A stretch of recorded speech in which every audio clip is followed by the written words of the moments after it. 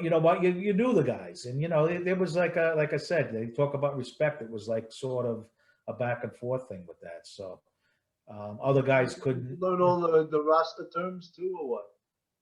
I'm sorry, what's that? I said, did you learn all the Rasta terms, or what do they call it, Yeah, patois or something like that? Is that what it's called? yeah, you could call. Well, you know, you picked up a lot of lingo along the way. Yeah, because you'd have Where, to, right? where like a new guy would come in or whatever, and the guy would go, "All right, what happened? What happened?" Guy would go on for 5 minutes, and the other guy would be, you know, the guy you're standing next to would be like, "What did he say?" Oh, he said, you know, and you'd be able to, you know, pick it all up. He said, "Oh, he said he was walking down the street when a guy came around the corner with a gun and did this and shot this guy, and he ran away this way." And it's like I couldn't even understand what the guy was saying. That's good. Funny how you pick I things up. had a detective in the 2-3 RIP, and he was from St. Thomas. And when he first came to the RIP unit, he would be talking to a complainant, and he would say, "How he look?" I used to think that was, rather than what did he look like, you go, "How Uh, he look?" And we would fucking die laughing. You yeah, know? the funny stuff, you know. Yeah, it is funny. Yeah, that's why you talk the melting pot or the gorgeous mosaic, as Dickens used to say. That is now the police department. You know. Yes, that's true. Yeah, I saw a bunch of chiefs just got moved around and stuff the past week. You know, Yeah. too. You Oh know, yeah, chief of patrol is now Holmes, Holmes. Yeah, Anita Holmes. yeah. Yeah, There was like 5 sisters that were all on the job. yeah. You know, somebody. I mean, I don't know her. I don't think I've ever met her. I mean, she's been on for a long time, and but Got yeah, 30 I know years. she does have a big family, Yeah, uh, cops and stuff. my sister used to work at the borough in Yeah, Manhattan. I Remember? never remember running into her at all. Yeah, But yeah, well, everything changes. You know that. You know. yeah. I mean, something. We started out talking about anti-crime and how important it is to keep crime down in the city, and I really, it's a different world of policing now. Body worn video, cell phones out there all over the place, videoing every single thing you do. This stupid, ridiculous diaphragm law, which is going to have to be reversed. Yeah, I yeah. don't know who can be these days or how smart it is to be a proactive cop. Well, There's- yeah, I know it's hard. You know, and I mean, what do you say? I mean, you know, you're gonna tell guys do nothing. You can't do nothing. You know, I No. mean, you know, we're cops no matter what. I mean, even when I was out on the street, you know, anti-crime or whatever. You know what it's like when you go out and you can't take a collar and your partner can't take a collar. How stressful it is. Yeah, yeah.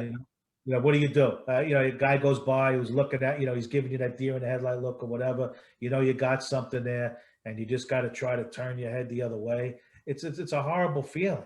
You have to avoid it. Yeah, It's absolutely. not, you know, or have a guy give you, you know, a guy that should, by all means, you know, you should take him, but he's going to turn around and then grow a pair of balls and start giving you shit now. Right, You right, know, right. you can't live like that. You can't work like that. No. So, I mean, that's what I think these guys are up against today, you know, where they feel like they can't do things and they're going to sit there. And once somebody gets that feeling that this guy's not taking me, I'm going to Well, do what I want. something, just even the verbal abuse I've seen them have to take, Yeah. to me is outrageous. Like, where isn't there something called disorderly conduct? Doesn't that come into play anymore? They can't use. Yeah. No, I mean, that was, you know, yeah, there was always this kind, you Yeah, know, or obstructing, you know, yeah. It doesn't seem like always they're something. allowed to use that anymore. I guess they must have changed that in the penal law. Oh no, they're allowed to curse you out now. Like Yeah. Well, that and I know from what I've heard too, that the DA's office isn't even writing these cases up. Which I'd be like, we don't work for the DA's office. I don't care what they do. Somebody commits a crime, you take them, and that's it. yeah, let them DP it. Yeah, I mean, what are you going to do? I mean, They we've said, "Oh, all but had. the I mean, DA's office would get pissed at you for not signing the DP." I'm not signing that. yeah. I had probable cause. I arrested him. That's your. Oh, with the guns, you know, they DP'd quite a few guns. You know, I mean, over a number of reasons. They said, you know, you'd have guys, whatever. Well, what happened? I was, you know, stopped at a light. Guy came up to me, said, "Oh, that guy across the street's got a pistol." And you went and grabbed the guy, and he had a pistol. Why? Well, where's the guy? Oh, I don't know. Well, is he going to testify? Oh, I'll ask him next time I see him. I mean, who is that? I'm not telling you who he is. You Right. know. Oh, we're throwing this case out. Oh well. Go ahead. I pulled over a guy one time. He had a gun. You know where the registration and inspection sticker is? The gun's there. You know, on the dashboard. He's like, oh shit, I didn't. You know, and so I go to the DA's office, and the DA's like, oh, no one's ever going to believe that. Okay. How could somebody be so stupid and leave a gun on their dashboard? I don't know. I mean, but that's what happened. Right, right. You know? So they DP it. So what do you do? Yeah. There's a gun off the street, and you know. But I mean, And you got what can 8 you do? hours overtime. Yeah, you know. Sometimes truth is stranger than fiction, as they say. Yeah, Right? I know. That's why I think they should have spent a little more time. Not that you'd want certain people riding around with you, but I think it has a purpose where it's been effective in the past. People like that, if they spent a little time with some cops. Because why are we all? Why are we the way we are, Bill? Because we saw what we saw for 20, Yeah. 30. Okay, we weren't like that. You know, we didn't know anything when we got on the job. I don't care where you grew up. Okay, I don't care what your background is or what your race is, unless you know you really didn't know what went on. No, you didn't. And you And didn't the know more the you saw, danger. the more you did, you realize how screwed up things were, and you know, and that's the way we are now. We're not racist. We might be bigoted, you know, for all the stuff that we've seen, but we're by no means racist. I mean, that's No. just the word everybody throws around. Like you probably helped more black people than 50 Yeah. politicians, you know? Yeah, But and they, I'm proud to say that, you know, and I you know what, I could ride through that neighborhood now and find a person that was there when I was there, and yeah, you know what? You're not gonna find too many people gonna turn around and say that guy's a scumbag. He did this. He did that. You know, right. they're gonna speak highly. I mean, that was the thing. That was one thing I was always proud of. Was not only the reputation with other cops, but with people that lived there, Yeah. store owners, even bad guys. You know, they used to send IAB down to central booking and ask questions like, "What happened?" Did you ever remember hearing stuff they were doing that for a while? Yeah, I heard. Yeah. You know, so I don't have to worry about that stuff. You know, yeah, we had your guy guy was a little bit off the rails and maybe made up some crazy story. I never had a gun. They wouldn't say nothing, but they wouldn't throw me under the bus. You know, Right. Right. which now you know you see these videos. A guy gets locked up with a gun. He spits in the arresting officer's face. I'm like, I don't think any of the baddest guys I ever ran into would ever even dream of doing something like that. Not because they get thrown down a flight of stairs, which they might, um, but it was more of a thing like, who would do that? You know, I what think kind that, of you know, something, I type think, of punk does that? no, but I think they're emboldened by what Yeah. they're actually allowed to do these days, how much they're allowed to push the envelope. Right. And they get emboldened by that. And also by the amount that cops are hampered from doing their job, from stupid laws like the diaphragm law, like catch and release with bail reform, like, you know, body worn video, uh, numerous things, you know, stop, question, and frisk, which, by the way, the department caused that themselves Right. They did by making that, a numbers game. Right. yeah, a numbers game, exactly. Right. Because, you know, they weren't satisfied with crime was down to a level that this is good. This is a very safe city. Right. Once it reaches a certain level, to keep knocking it down, you have to be intrusive beyond Right. the Bill of Rights. You know what I mean? No, I know. I know. And they did that. Yeah. And you know, Kelly may go down as one of the greatest police commissioners ever, but that's a stain on him and Bloomberg. Right. They're the ones that pushed that. No, you know what? Like we 250s were always there, and you know there was a log in the precinct, and like you said, if you drove the murders down from 2,500 to 400, you're probably not going to do much better now. In a city this big, you know, there's no matter what type of police work you're doing, you really can't stop a man from killing his wife or shooting his girlfriend or vice versa. You know, there's always going to be that element of domestic stuff or whatever. Right. But you could cut down on the random stuff and it's, you know, the spontaneous crimes quite a bit. Right. And yeah, no, they didn't know when to say when, and it ruined it. And you know what? Everybody tries to make that even a race issue. Um, but who complained? You know, What do did you mean? did From the who complained about stop, question, and frisk? I saw legitimate people people? complain. I didn't see older black people complain. Yeah. I didn't see like old church women complain. I, No, I saw, who complained. You know, I think it started being legitimate people that were coming home from right, work, and it was such a numbers game that they were just stopping you. And right. like, I'm an attorney down on Wall Street. Why am I getting stopped and frisked? Yeah, no, that was all wrong. Yeah, it was wrong, and something. It was sort of ridiculous, but something. It made the active and the aggressive cops, the Right, crime cops, it made their job 10 times harder. right. You know. No, it did. It was really looking back. I mean, I understand that it was a terrible thing because it really took an important tool, which is or it's actually law. Stop, question, and frisk is it's in the criminal procedure law what you can Right. do, what you can't do.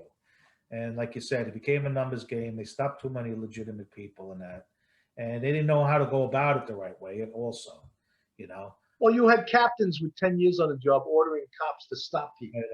and Like, like give me 10, you have 250s. yeah, exactly. Like that. And they're like, what? We didn't even know what they were stopping people for. No. And Oh, and you also they couldn't articulate. It has to be done under reasonable suspicion. What were you? What was I reasonable suspicious about, Captain? yeah, yeah, That you told me to stop this guy? right. And that's the thing. I mean, we stopped guys that times didn't have anything. Yeah. But you understood. All right, fellas, where you head, just whatever, going. Be careful, be safe. And most guys understood it. You got to realize everywhere you went in the neighborhood, you got stopped by somebody. You had to get buzzed into a store. You had to go to a metal detective in school. Everywhere you went to a party, they had some, guy out there searching you. So I mean, it just was something that really had to be done. If you were decent, but like you said, you wouldn't run down John Q. Citizen and start harassing them or searching them for just because the job wanted you to give a number. I mean, it's ridiculous. Yeah. Now you get news reporters saying stop and frisk, and I always say, oh, stop, stop. It's not called stop and frisk. Where'd you get that from? It's called stop, question, and frisk. Yeah, and And some I said, and and the question part is important because that may raise the level of suspicion right, yeah, of the frisk, right? yeah, But news reporters, they just want to all say stop and frisk, I know. you know, because that's what they're taught to do because Yeah. they're police.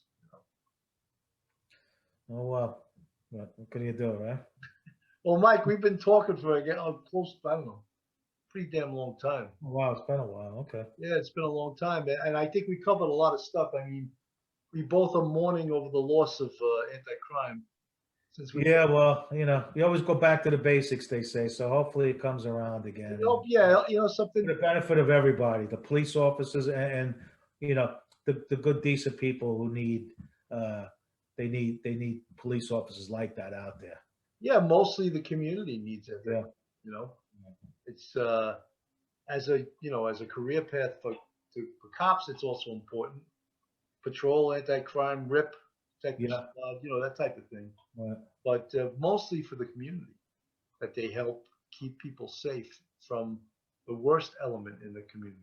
Right. The gun carriers, the robbers, the assaulters on the street. There's gotta be somebody between them and those type of people and Yeah. good working people. Or else everyone's going to be strapped, right? Yeah. Then what? Yeah, then what? Exactly. We got the Wild West. So, Mike, I just want to thank you. I mean, I think this is like your fourth time on this show. Third. Well, the first time you came on, we did 2 episodes. Oh, okay. All right. Right? Okay. And then we spoke about the homicide case, the John Lennon case. Yes. Okay. And this, we're putting all this down so one day it'll be in a museum, Yes. Yes. It'll be like someone coming, oh, Mike Hinrichs, let me play this. Oh, shit. This is some interesting. Yeah, sure. Down the road, hopefully, maybe my grandkids will get a kick. That's right. They can watch it and say, hey, that was Grandpa. Look at that. This is some funny shit. My grandfather was on from 30 to 50. I wish he would have lived long enough where I could like listen to stories and appreciated stories. You know, I'm Talking sure they'd about, be right. talking about a different job back then, right? Yeah, yeah. Oh God, but so I just want to thank you for Okay. coming on, and Well, thank you, Bill. I appreciate it. it's great. I mean, we walk some of the same paths. I mean, I didn't Yes. do as much gunplay as you, but I was out there, and your stories are always fantastic. Yeah, yeah. No. There's something I always think that one of the reasons when we started doing police off the cuff was like sort of to archive some of these great stories from the great Yeah, in the city history, and I think it should be done more. I know. But these You know, stories, real quick, you know, real quick. The 6-0, and I never, I don't know why I never thought of it, but the 6-0, the squad used to have an intel log, and they had like the old binders with a log of funny stuff and things that happened, and it was always like a little blurb, a little paragraph. I said, what a great idea to have that that's memorialized, hilarious. going back. Oh, this day so and so said what, this happened, that happened. It was great stuff. Could have sold that book. All Well, these, yeah, I mean, cop lore, I just know. the stories. Like, I mean, we always say that term, oh, that guy's balls have been dipped in butter. Well, that was such a funny expression. Yeah. But if you say that to a cop, he knows exactly what you're talking about. That little fuck that drives the chief, his balls have been dipped in butter from day one. And Well, you talk to other people and they're looking at it. Where do you come up with this stuff? I didn't come up with it. It's out there. It's been yeah, out. It's not me. I didn't. hairbag. That's a great Yeah, term, hairbag, right? yeah, You yeah, know? I mean, it's a million. Oh, that's a ground ball. Oh, that's a home run. All this yeah. lingo. Cop lingo That's- is funny in itself. I'd like to do a dictionary. That'd be, Yeah, top dictionary. That you probably get it published somewhere. It'd be and a perp dictionary would be pretty funny too.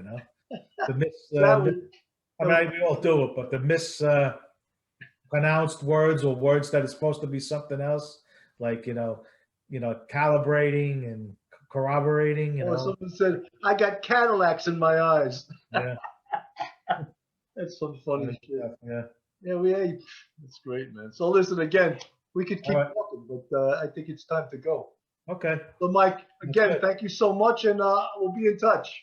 All right, but And this all right, is Bill. episode number 8 of Real Crime Stories with retired detective first grade, Mike Hinrichs. God bless, Mike. All right, Bill. Thanks again. I'll talk to you soon. Good. Take care. All right, bye.